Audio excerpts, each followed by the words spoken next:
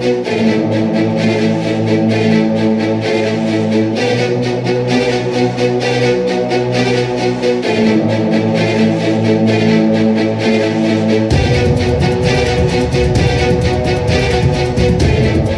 me ask you this. If tomorrow, a squadron of Chinese warships sailed into our waters, do we have the means to push them back? Our frigates would shadow them. Our coastal batteries would prepare missiles. But who controls the skies above those waters?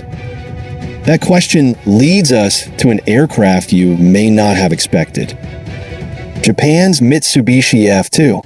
For the first time, the Philippine Air Force is openly considering this fighter as part of its future.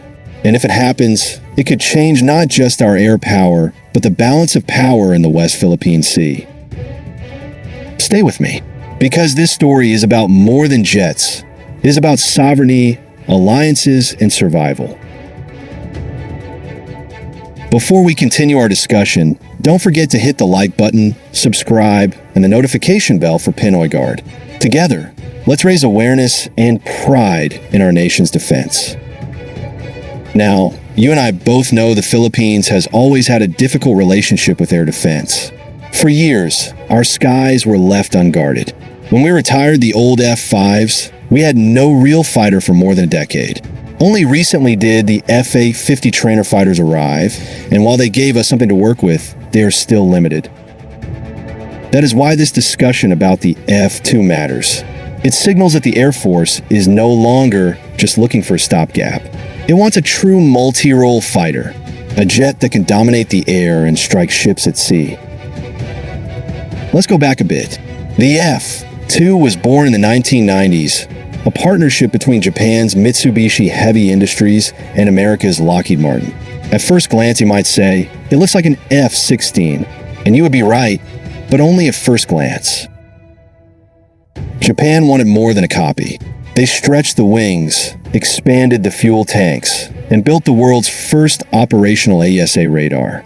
That radar gave the F-2 the ability to detect multiple threats at once, years before anyone else in Asia had such a system. And because Japan is an island nation surrounded by contested waters, the F-2 was designed to carry heavy anti-ship missiles. It could fly long distances, patrol wide oceans, and strike warships before they threatened Japanese shores. Does that mission sound familiar? It should, because the Philippines faces the same challenge today. Fast forward to 2025.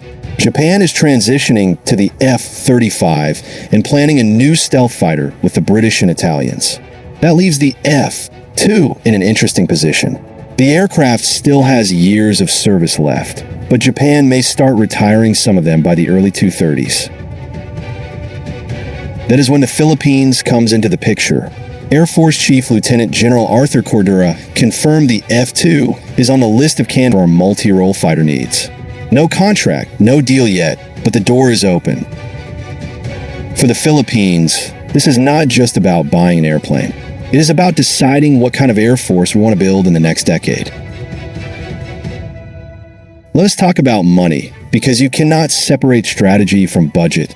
When Japan first built the F-2, each unit cost around $120 million US, over 7 billion pesos back then.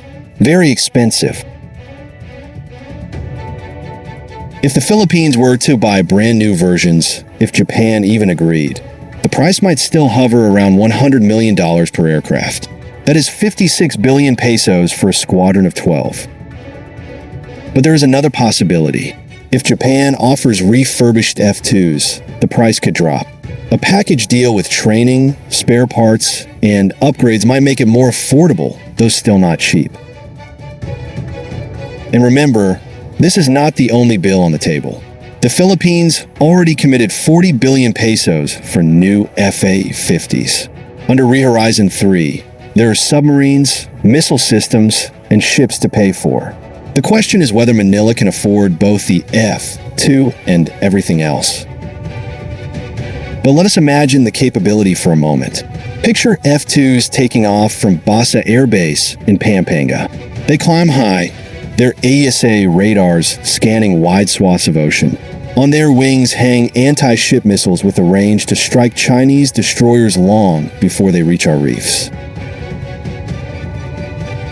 With a combat radius of more than 800 kilometers, the F-2 can patrol the Spratlys from Luzon or even reach the Bashi Channel near Taiwan. For the first time, the Philippine Air Force would not just defend land. It could project power across the archipelago. And because the F-2 shares technology with American systems, it would fit right into joint operations with the United States and Japan. Imagine Philippine pilots flying alongside American F-16s and Japanese F-35s, all linked through common networks. That is deterrence in action. This is exactly what Rehorizon 3 is about. Not just buying equipment, but creating a layered defense. Navy frigates at sea, Army BrahMos missiles on shore, Air Force fighters in the sky. With that triad, the Philippines could finally stand firm. A Chinese flotilla moves toward Mischief Reef. Navy ships shadow them. Coastal batteries prepare. Overhead, F-2s patrol with anti-ship missiles. Beijing would face 3 directions of threat at once. That is how small nations create balance against bigger powers. But beyond the hardware, think of what it means politically. Japan, for most of its post-war history, never exported arms. If the Philippines became the first nation to fly the F-2, it would mark a historic step in Tokyo-Manila relations. It would tell the world, the Philippines is not alone. It is building a new security partnership with Japan, alongside the United States, to uphold freedom of navigation and defend the rules-based order in the South China Sea. That symbolism alone is powerful, because sovereignty is not just about land. It is about how a nation positions itself among allies and adversaries. Now, let us be honest. There are challenges. The F-2 is expensive. It requires Japanese-specific parts and training pipelines we do not yet have. Production has ended, which means the Philippines would depend on whatever Japan can provide. And by the early 2030s, Japan itself may begin retiring the fleet. So the F-2 may not be a 30-year solution. It might be a bridge, something that strengthens the Air Force in the critical years ahead, while we prepare for 5th-generation fighters down the road. So where does this leave us? The Mitsubishi F-2 is not just another option on a list. It represents a chance for the Philippines to leap forward in capability to build deterrence not just with words, but with real combat power. At the same time, it is a test of priorities. Can we afford it? Can we sustain it? And do we accept it as a short-term answer while preparing for a longer-term one?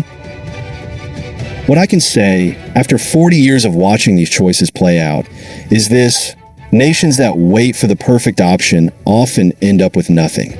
Nations that seize practical opportunities, even if imperfect, are the ones that shape their future. The F-2 might not be the final destination, but it could be the aircraft that carries the Philippines through the most dangerous decade of this century. In a time when China grows bolder every day, that might be exactly what we need. This is PinoyGuard. Stay with me, because this story of the F-2 is just the beginning. The choices we make today will decide what kind of Air Force we build tomorrow and what kind of nation we defend in the years to come.